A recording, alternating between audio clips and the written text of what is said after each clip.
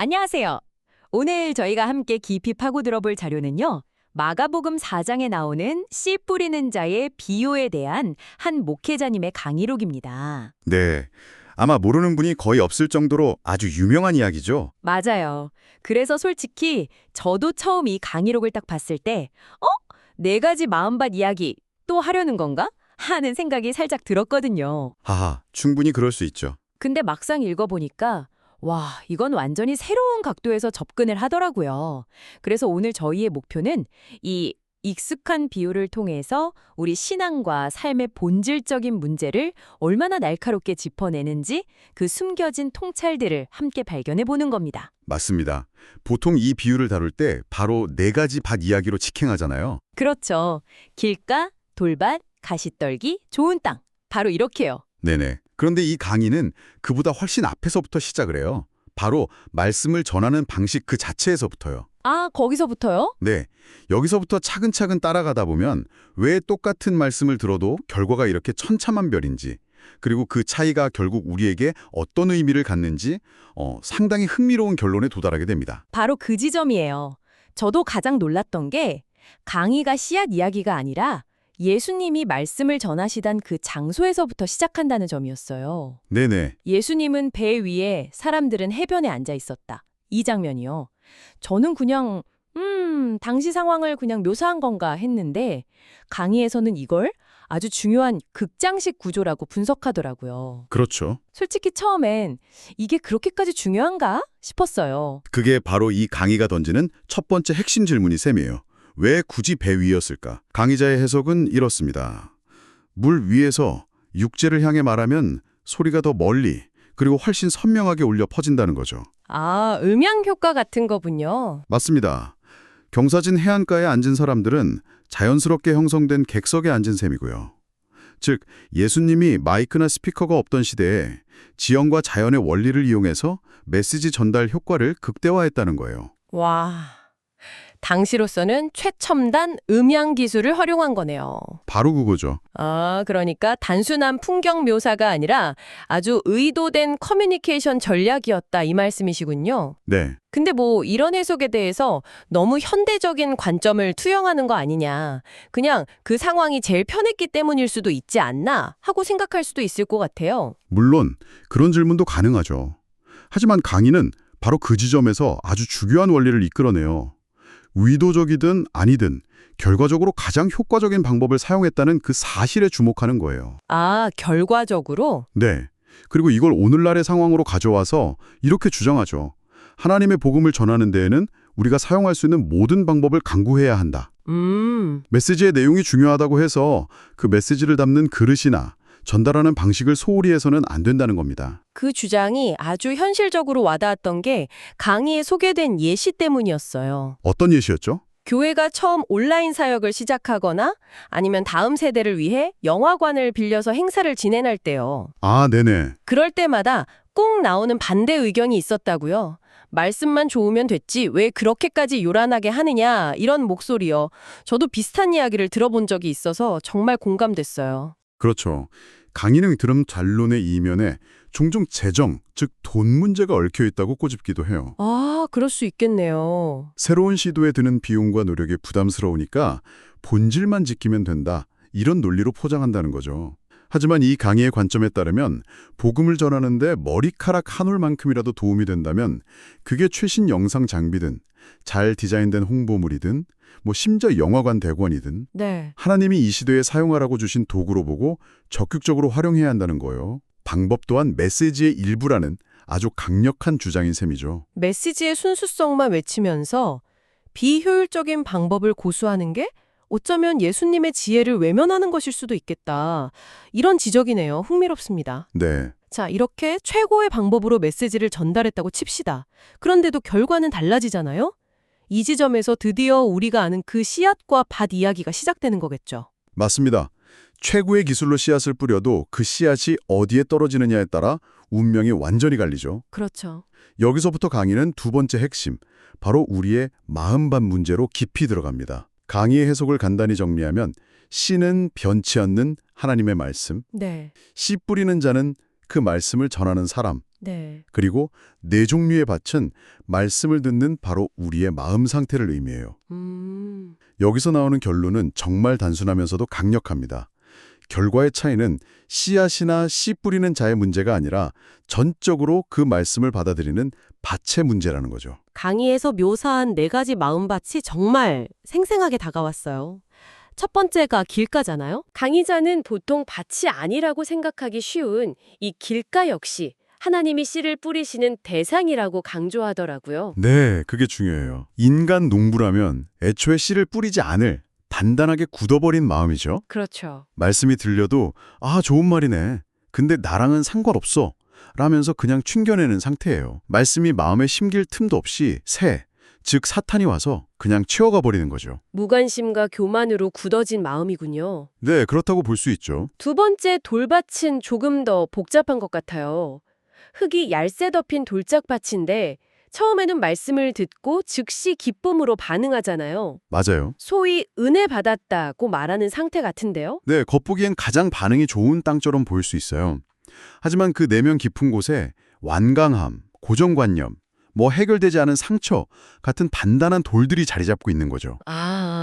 그래서 뿌리를 깊게 내리지 못하는 거예요. 그러다 보니 환란이나 박해 같은 작은 어려움만 와도 금방 넘어져 버려요. 감정적인 동의는 있지만 삶의 근본적인 변화까지는 이어지지 못하는 그런 얕은 신앙을 의미한다고 강의는 설명합니다. 세 번째 가시떨기는 아마 오늘을 사는 우리에게 가장 해당되는 이야기가 아닐까 싶어요. 세상의 염려, 재물의 유혹, 기타 욕심 같은 것들이요. 바로 그 점을 강의가 아주 날카롭게 지적해요. 이 가시떨기는 무슨 악한 것들이 아니에요. 아, 그런가요? 오히려 어떻게 먹고 살지 하는 현실적인 걱정, 더 성공하고 싶다는 야망처럼 지극히 평범하고 때로는 선해 보이기까지 하는 것들이죠. 그렇네요. 입니다. 그리고 마지막으로 좋은 땅, 유일하게 30배, 60배, 100배의 결실을 보는 마음이네요.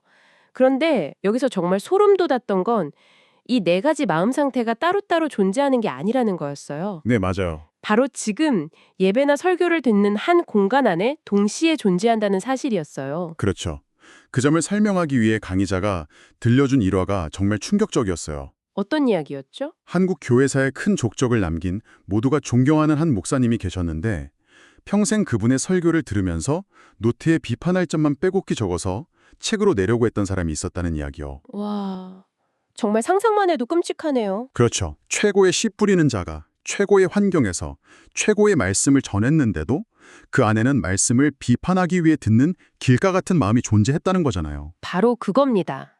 결국 어떤 설교자, 어떤 교회에 있느냐보다 내 마음이 어떤 밭이냐가 훨씬 더 근본적인 문제라는 걸 보여주는 강력한 예시였어요. 맞습니다. 아무리 좋은 땅이라도 스스로 경작하지 않으면 금세 길가처럼 굳어지고 돌멩이가 드러나고 가시떨기가 자라나기 마련이니까요. 끊임없이 자신의 마음을 갈아엎고 돌을 골라내고 잡초를 뽑아내는 노력이 필요하다는 거죠. 네, 정말 그렇네요. 이 비유가 결국 그래서 당신의 마음밭은 어떻습니까? 이 질문으로 이어진다는 게 명확해집니다. 네, 자, 그런데 비유의 맨 마지막에 의미심장한 구절이 하나 붙어 있잖아요. 들을 귀 있는 자는 들으라. 아, 그렇죠. 강의는 이 구절이 단순히 사람마다 기질이 다르니 알아서 잘 들어라 이 정도 의미가 아니라고 아주 강하게 이야기합니다.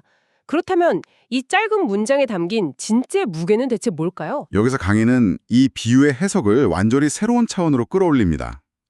이 구절을 요한계시록 2장과 3장에 나오는 그 소아시아의 7교회를 향한 메시지 끝에 반복적으로 등장하는 구절과 연결시키는 거예요. 아, 요한계시록이요? 네, 귀 있는 자는 성령이 교회들에게 하시는 말씀을 들을지어다. 아, 그 구절과 연결되는군요. 그건 보통 마지막 때의 심판과 구원에 대한 메시지로 해석되잖아요. 바로 그겁니다. 이 연결을 통해 들을 귀가 있느냐 없느냐의 문제는 개인의 성향이나 태도 차원을 넘어서게 돼요. 이것은 마지막 때에 구원받는 하나님 나라의 백성이 되느냐 아니면 심판을 받느냐를 가르는 종말론적인 문제가 되는 겁니다. 와, 즉 말씀을 듣고 깨달을 수 있는 능력, 이 들을 귀가 있느냐가 우리의 구원과 직결된다는 아주 무겁고 진지한 선언인 거죠. 와, 그렇게 연결하니까 이 구절의 무게가 완전히 다르게 느껴지네요. 이건 우리가 평소에 쉽게 내뱉는 불평에도 아주 날카로운 경고를 주는 것 같아요. 예를 들면 어떤 걸까요? 예를 들면 오늘 설교는 별로라 은혜를 못 받았다거나 저 목사님 설교는 들을 게 없어 같은 말들이요. 정확한 지적입니다. 강의의 논지에 따르면 그런 말은 사실 나는 길가나 돌밭 같은 마음을 가졌습니다. 라고 스스로 고백하는 것과 같다는 거예요. 좀 뜨끔하네요. 물론 이것이 설교자에 대한 건강한 비판이나 분별 자체를 막으려는 의도는 아닐 겁니다. 당연히 설교자는 말씀을 올바로 전하기 위해 최선을 다해야 하죠. 그렇죠. 무조건적인 수용을 강요하는 건 아닐 테고요. 그렇다면 그 균형을 어떻게 잡아야 할까요? 강의가 강조하는 건 책임의 방향이에요. 책임의 방향이요? 네, 우리는 문제가 생겼을 때 비판의 화살을 외부로, 즉 설교자나 교회 시스템으로 돌리는 데 익숙하잖아요. 그렇죠. 남 탓하기 쉽죠. 하지만 이 비유는 그 화살의 방향을 우리 자신에게로 돌리라고 요구하는 거죠. 마음밭이 좋은 사람은 설교자가 좀 부족하거나 실수가 있더라도 그 선포되는 하나님 말씀 자체에서 생명을 길어올리고 눈물을 흘린다는 겁니다. 아, 그러니 남을 탓하기 전에 지금 내 마음의 상태는 어떤지, 내 귀는 정말 열려 있는지를 먼저 점검하라는 거예요. 책임의 주체가 바로 나라는 것을 분명히 하는 거죠. 오늘 이 강의록을 통해 정말 많은 것을 생각하게 되네요. 한번 정리해 볼까요? 오늘 저희가 파고든 내용을 보면 첫째, 메시지를 효과적으로 전하기 위해 우리가 사용할 수 있는 모든 지혜와 방법을 동원해야 한다는 방법론의 중요성. 네, 둘째, 복음이 열마 맺지 못하는 근본적인 원인은 외부 환경에 아는 내 안의 마음밭 문제라는 것. 그렇죠. 그리고 마지막으로 말씀을 들을 수 있는 능력, 즉 들을 귀는 단순한 취향의 문제가 아니라 우리의 구원과 직결되는 중차대한 문제라는 것. 이렇게 세 가지로 요약해 볼 수 있겠네요. 네, 완벽한 정리입니다. 그래서 이 강의는 우리에게 어떤 지식을 전달하는 데서 그치지 않고요. 마지막에 아주 직접적인 두 가지 질문을 던지면서 끝을 맺어요. 어떤 질문이죠? 이 질문을 청취자 여러분께도 그대로 드리고 싶습니다. 첫째, 지금 당신의 마음밭은 네 가지 중 어디에 가장 가깝다고 생각하시나요? 그리고 둘째, 이번 한 주 동안 당신의 마음을 좋은 땅으로 가꾸기 위해 구체적으로 실천할 수 있는 작은 한 가지는 무엇일까요? 정말 중요한 질문이네요. 오늘 대화를 마무리하면서 제 마음에 계속 맴도는 생각이 하나 있습니다. 네, 말씀해 주세요. 강의 내용에 따르면 효율을 따지는 인간 농부와는 달리 하나님은 열매를 맺지 못할 게 뻔해 보이는 길가나 돌밭에도 똑같이 아낌없이 씨앗을 뿌리신다는 거잖아요. 그렇죠. 우리는 계속 밭의 상태, 즉 우리의 책임에 대해 이야기했지만 어쩌면 이 이야기의 또 다른 핵심은 그 모든 종류의 밭을 단 하나도 포기하지 않고 끝까지 씨를 뿌리시는 그분의 무모할 정도의 사랑과 인내, 그 자체에 있는 건 아닐까요? 이 질문을 여러분께 남겨드리며 오늘 이야기를 마치겠습니다.